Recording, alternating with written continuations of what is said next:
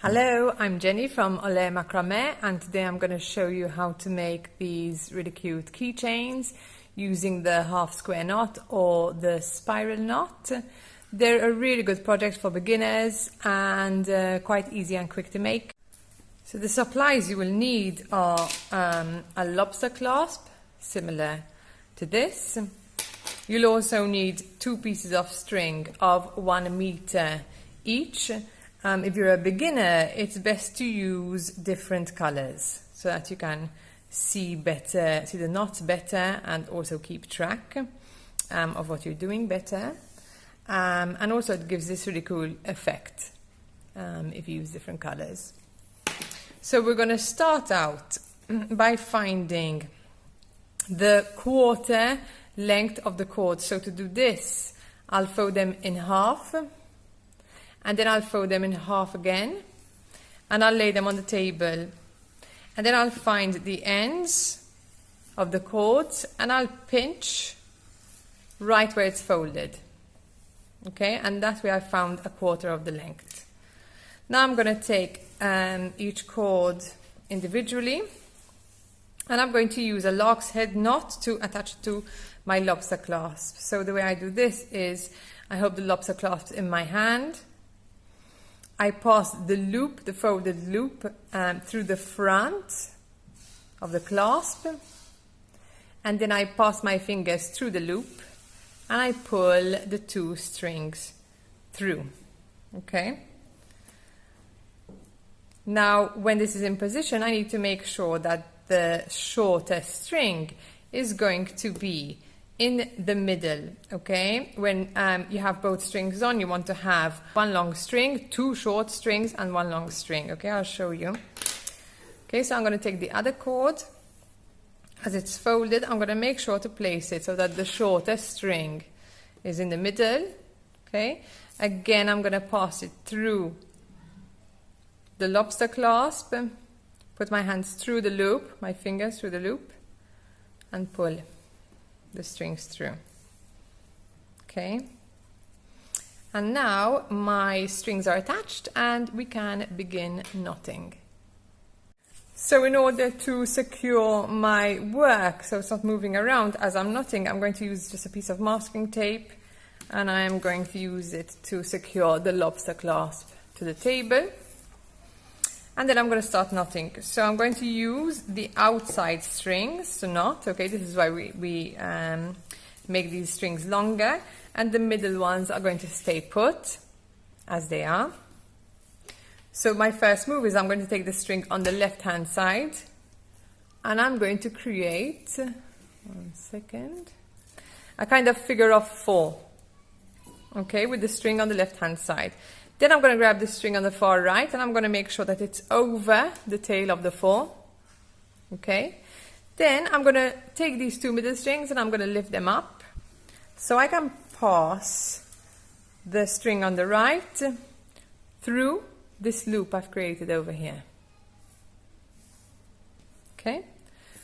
Once I've done that, I'm going to position the knot. So I want the knot to be right at the top.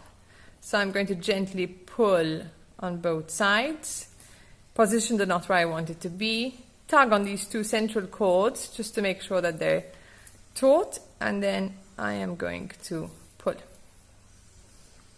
Okay, and that is the first half square knot. And then I'm going to repeat this process. So now I have the pink one on the left hand side, but it's important to always start on the same side. You can start on the left hand side or on the right hand side, but it's important to always use the same side. So I have created my figure of 4.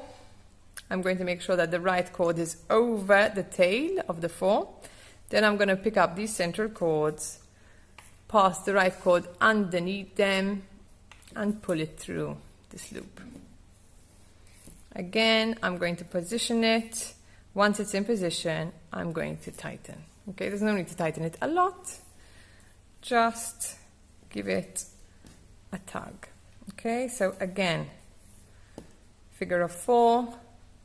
The right cord goes over the tail of the 4. I lift the center cords to lift everything, and I pass this underneath all of them and through this loop.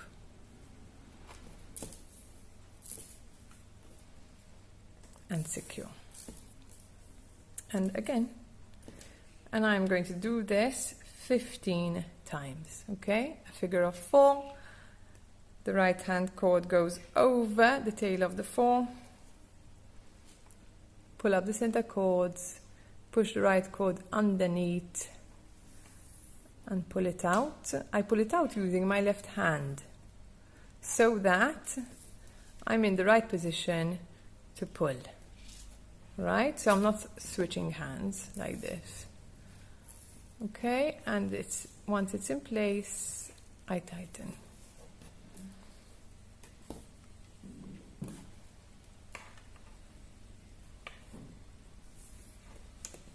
Okay.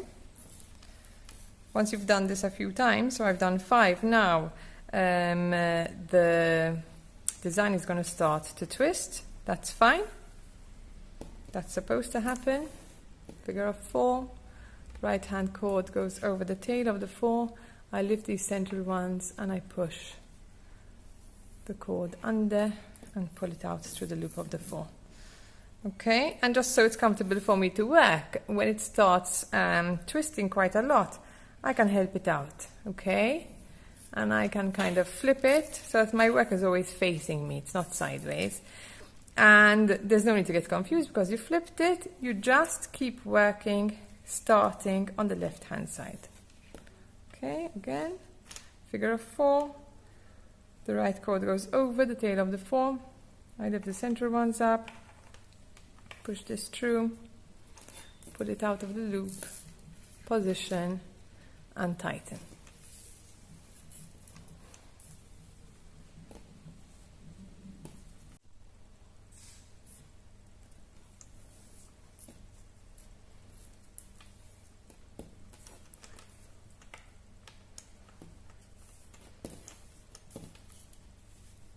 Five.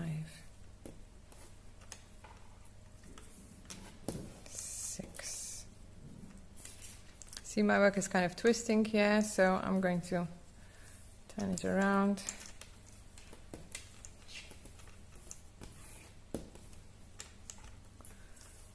7. Okay, so once I've got that done, I'm just going to kind of untwist, just so I can count more easily. 1, 2, 3, 4, 5, 6, 7, 8, 9, 10, 11, 12, 13, 14, 15.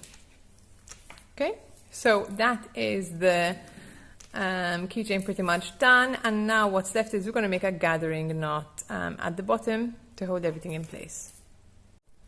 So to make the gathering knot, I'm using a thinner string. You can use anything. I'm using a metallic string here, and the length is about 50 centimeters. You can probably get away with slightly shorter, but as a beginner, it's always better to use longer pieces.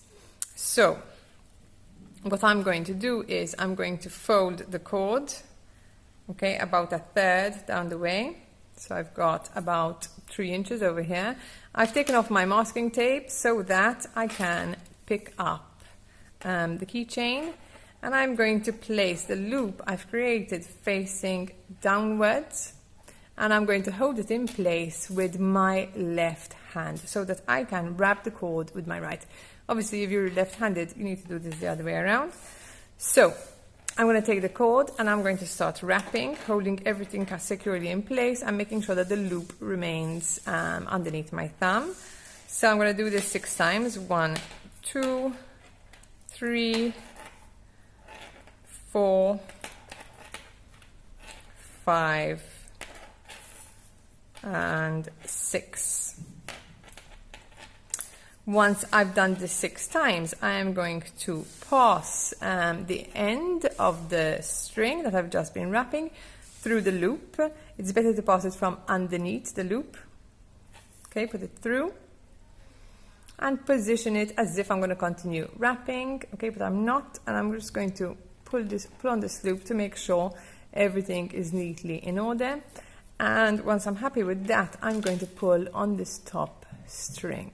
Okay, and what that's going to do is it's going to take the string, the knot that we've created underneath the wrap.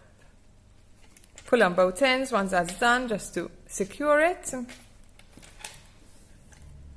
And there you go. Now we can trim everything. I do have quite a lot of length over here, but for beginners, I recommend that you do give yourself extra length, because sometimes you'll knot looser, or maybe you want to make this slightly longer.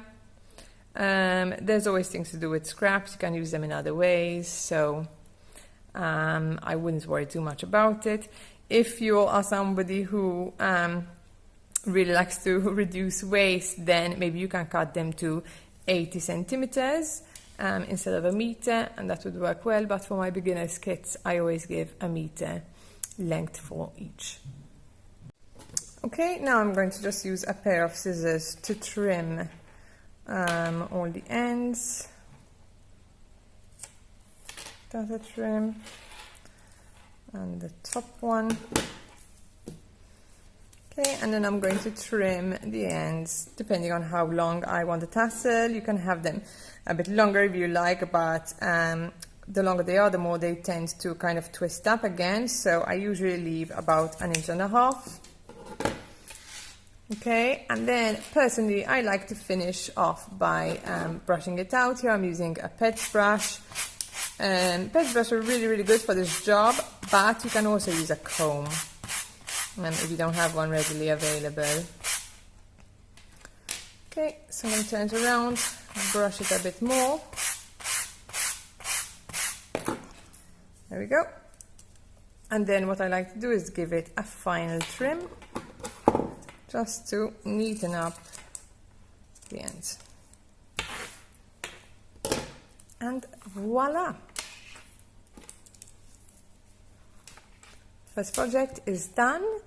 I hope you found this tutorial useful. Feel free to comment below with any questions you may have. And I'll be back soon with my next one. Thank you.